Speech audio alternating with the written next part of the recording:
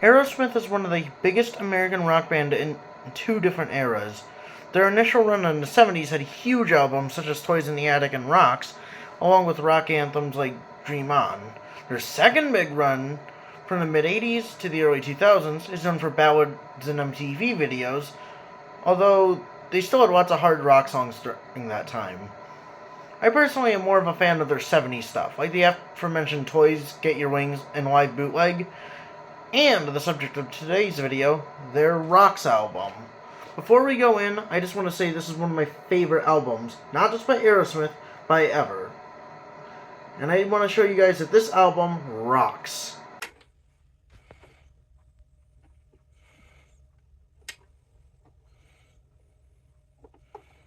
Aerosmith had released their Toys in the Attic album in 1975, which launched the band into stardom with hits such as Sweet Emotion and Walk This Way.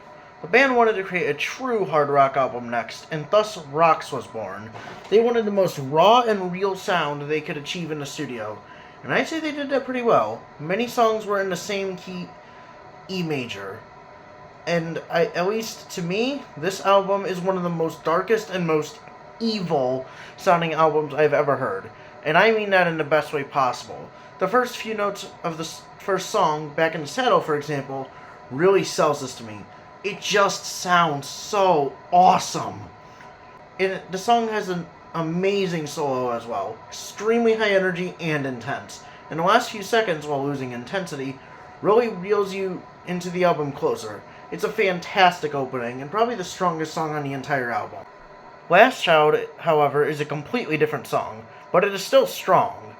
While Back in the Saddle is a hard rock song, this is more funky sounding. It still has the Aerosmith charm, though, with risque lyrics and another great solo. It's not nearly as high energy as the prior song, but if this came on the radio in my car while we was cruising at night, I'd still jam. Rats in the Cellar is also one of my favorite lesser-known songs from this band. It goes right into the high energy of the first song, and I love how the chorus sounds, honestly. It sounds like it's jumping between keys, though I have no idea. And this song is quite unique in the fact that it has a harmonica solo in it. It makes sense, Aerosmith got their start in blues rock, but it's still pretty cool to hear. The final song off of the relatively short side one is Combination, and this is kind of a weak one for most of it. It just doesn't sound as good to me, and most of it is kind of slow. Chorus is kind of weak, though I do really enjoy the wonky guitar near the end, and I do really like the way it keeps getting faster and faster. Along with the screech of the guitar at the very end, makes this song still worthwhile to listen to. Side 2 is a much different song to start it off. Sick as a Dog, while not the best song on the album, is very singable and enjoyable. I love the way Tyler says some of the lines. It's a fun song, and I think it is the closest you will get to pop rock on this album, besides one other song that we'll talk about later. It's fun, catchy, and just a good time. And I like the transition from this to the next song, as it's clear that the two songs lead into each other, although they are still both very distinct. Anyway, Nobody's Fault is easily the darkest sounding song on this album. It almost feels like a metal to me with how hard it goes. It's not exactly a singable song, but it's actually genuinely great. I love the harmonies over the Everyone's to Blame section, and this is actually a song that inspired Kurt Cobain a little bit. Cool fact for you. Get the Let Out has a killer opening riff, and while the rest of the song isn't as good, I still enjoy it.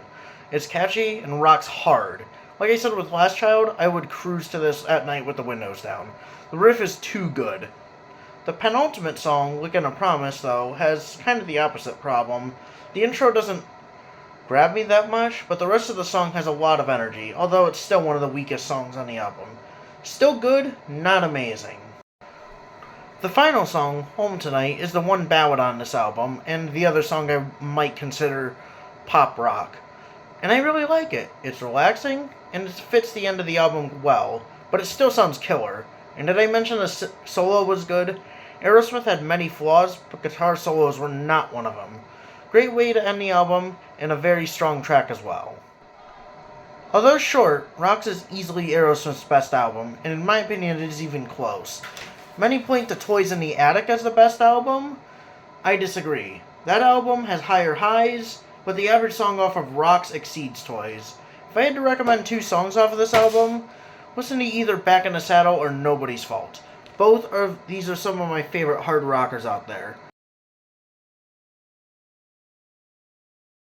What do you guys think of this album, though? I'd love to hear your thoughts in the comments below.